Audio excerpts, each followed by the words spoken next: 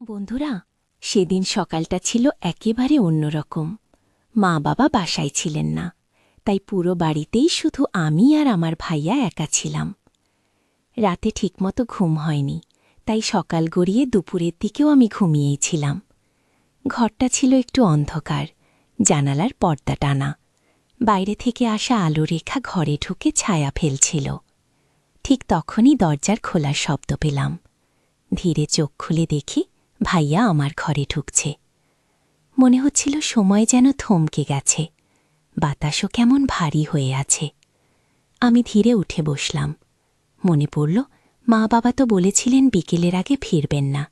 তাহলে ভাইয়া হঠাৎ এখন আমার ঘরে কেন? বন্ধুরা, আমার নাম বিপাশা, আমি ক্লাস 10-এ পড়ি, আর আমার ভাইয়ার নাম কবির, সে কলেজে পড়ে। কিন্তু সেদিন যা ঘটেছিল তা এখনও ভাবলে আমার গায়ে কাঁটা দেয়। তো বন্ধুরা, আপনাদের এখন ঘটনাটা শুরু থেকে বলি, না হলে কিছুই বুঝতে পারবেন না। একদিন সকালবেলা মা বাবা আমার দাদিকে দেখতে হাসপাতালে গিয়েছিলেন, কারণ দাদি অসুস্থ ছিলেন।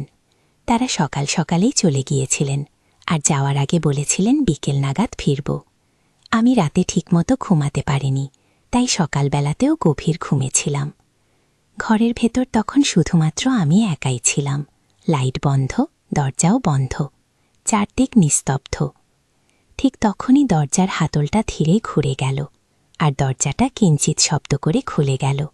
আমি চমকে উঠলাম, দেখি ভাইয়া দাঁড়িয়ে আছে দরজার সামনে, মুখে হালকা হাসি, কিন্তু সেই হাসিটা কেমন যেন অচেনা লাগছিল। আমি অবাক হয়ে জিজ্ঞেস করলাম, এই সময় তুমি আমার ঘরে কেন? ভাইয়া কিছুক্ষণ চুপ করে রইল, তারপর ধীরে ধীরে ঘরের ভেতরে ঢুকে এলো। তার চোখে কেমন এক গভীর দৃষ্টি, যেন কিছু বলতে চাইছে আবার লুকিয়েও রাখছে। বাতাসে এক অদ্ভুত ভারী ভাব ছড়িয়ে পড়ল। আমি অনুভব করছিলাম কিছু একটা ঠিক নেই।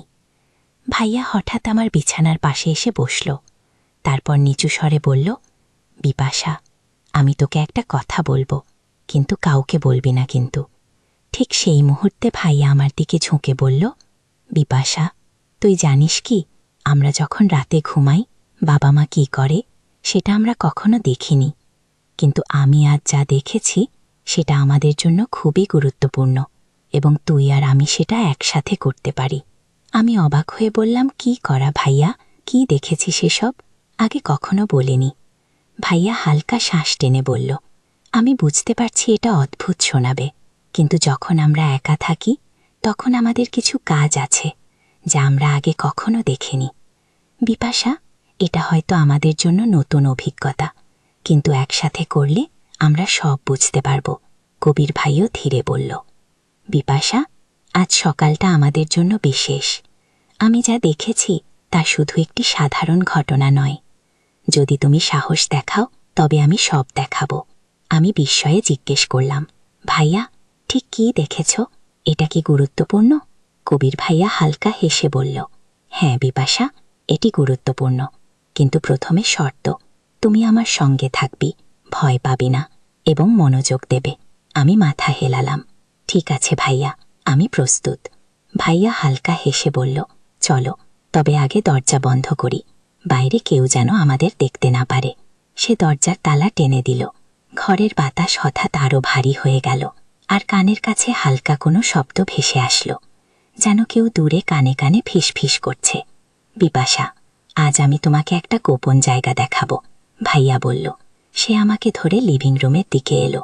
ধাপে ধাপে আমরা এগোলাম, আর আমার হৃদয় বেজে উঠল দ্রুত। জানালার বাইরে সূর্যের আলো ঢুকছিল, কিন্তু ঘরের ভেতর সবকিছু যেন ছায়ার মতো গভীর। ভাইয়া কিছুক্ষণ চুপ করে রইল, তারপর গভীরভাবে আমার দিকে তাকিয়ে বলল, বিপাশা, তুই জানিস, এক সময় আমি একটা মেয়েকে খুব পছন্দ করতাম। হয়তো তুই জানিস না, কারণ আমি কারো সঙ্গে তোকে পরিচয় করাইনি কখনো। সে আমার খুব কাছের ছিল। আমি অবাক হয়ে জিজ্ঞেস করলাম, ভাইয়া, মানে তোর গার্লফ্রেন্ড? ভাইয়া হালকা হেসে মাথা নাড়ল, হ্যাঁ, একরকম, কিন্তু অদ্ভুত ব্যাপার কি জানিস, সে দেখতে তোর মতোই ছিল, চোখ, চুল, হাসিটাও। মাঝে মাঝে তোকে দেখে মনে হয় তার কথা আবার ফিরে এসেছে। আমি কিছুটা চুপ করে রইলাম।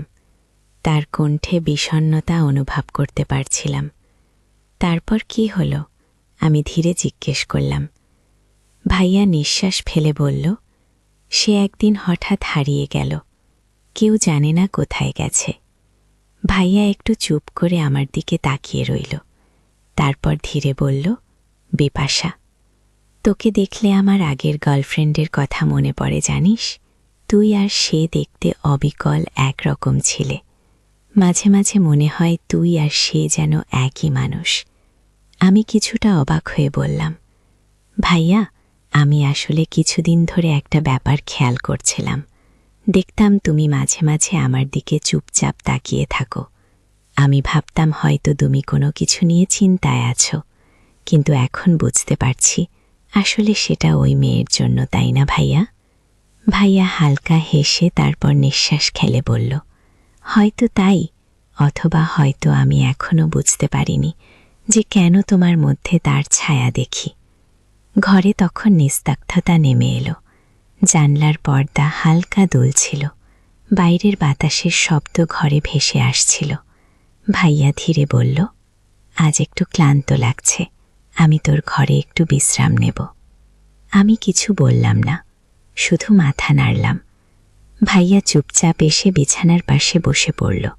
তার চোখে এক ধরনের ক্লান্তি আর অজানা রহস্য, যেন কিছু বলতে যাচ্ছে কিন্তু থেমে যাচ্ছে। আমার মনে হচ্ছিল এই পুরো ব্যাপারটার পেছনে কোনো গোপন গল্প লুকিয়ে আছে। ভাইয়া আমার বিছানায় শুয়ে একটু বিশ্রাম নিল। আমি ঘুম থেকে উঠেই ভাবলাম দুপুরটা হয়ে গেছে, তাই আমি গোসল করতে যাই। গোসল শেষে যখন ঘরে ফিরে আসি তখন আমি কাপড় চেঞ্জ করতে শুরু করি। ঠিক সেই সময় ভাইয়া ঘুম থেকে হালকা চোখ খোলার মতো হলো এবং বলল, কি করছিস? আমি ধীরে উত্তর দিলাম, ভাইয়া, শুধু ঘরে ফিরছি এবং কাপড় চেঞ্জ করছি। তুই বিশ্রাম কর, আমি তোর দিকে ঘামছি না। ভাইয়া হেসে বলল, ঠিক আছে, সমস্যা নেই, তুই শান্তি করে কাজ কর, আমি পাশে আছি। আমি মাথা নাড়লাম। মনে হচ্ছিল এই দুপুরটা এমন একটা অদ্ভুত শান্তির মতো, ভয় নয়, কৌতূহল আর রহস্যের মিশ্রণ। জানলা দিয়ে আসা আলো ঘরে নরম ছায়া ফেলছিল, আর হঠাৎ মনে হচ্ছিল আজকের দুপুরে আমার সঙ্গে ঘটতে যেতে পারে কোনো অজানা ঘটনা, যা আগে কখনো দেখিনি। আমি কাপড় চেঞ্জ শেষ করে দাঁড়ালাম। ঘরের চারপাশ নিস্তব্ধ, শুধু জানলার বাইরে হালকা আলো ভেতরে ঢুকছে। হঠাৎ মনে হলো বাতাসের সাথে কিছু ফিসফিস আওয়াজ ভেসে আসছে, যেন কেউ দূরে কিছু বলছে। আমি ধীরে ধীরে ভাইয়ার দিকে তাকালাম। সে এখন শান্ত, কিন্তু চোখে এক অদ্ভুত জ্যোতি, যেমন কোনো কথা বলতে চাচ্ছে কিন্তু কিছু লুকিয়েও রেখেছে। ভাইয়া হেসে বলল, বিপাশা, আজকের দুপুরটা আমাদের জন্য বিশেষ। কিছুক্ষণ পরে তুই দেখবি যা আগে কখনো দেখিনি। তবে তুই ভয় পাস না, শুধু মনোযোগ দে। আমি কিছু বললাম না, শুধু মাথা হেলালাম। আমার হৃদয় বেজে উঠছিল দ্রুত। মনে হচ্ছিল আজ এখানে কিছু রহস্যময় ঘটনা ঘটতে চলেছে, আর আমরা দুজনেই সেই রহস্যের অংশ।